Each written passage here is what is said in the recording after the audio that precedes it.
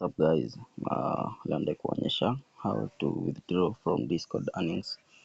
So first of all unakuja Discord, then always look out for any announcement yenye iko. So utakuja upate hapa hivi leo tumelipwa pesa ya referral.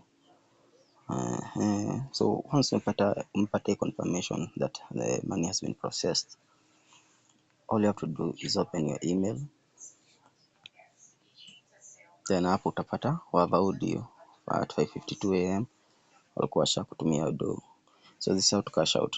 So utafinya wave, utapata hii ni ya Tremendous hapa, inasema redeem, then click on redeem. So once ma click on redeem, itaload tu kwa kiasi, then kuonesha option ya kuredeem kwa mbele aje. Utaka redeem hii pesa yako, ndio redeem. So always note that kutumia Tremendous utakuwa unakatanga 6% fee. So hapa usichague PayPal usichague Visa, always choose PayPal in international, unaona. So kwa kutoa 6% processing fee yao watakata almost $2.02 out of the original 33.62. Alafu amount you receive itakuwa ni 31.60. So that's roughly about 3900 or something. So utafanya continue with the applied. So utakonjua vile confirm email yako msee.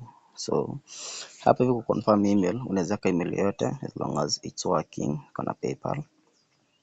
So all you have to do is confirm your email like so. Once you confirm your email utafinya transfer.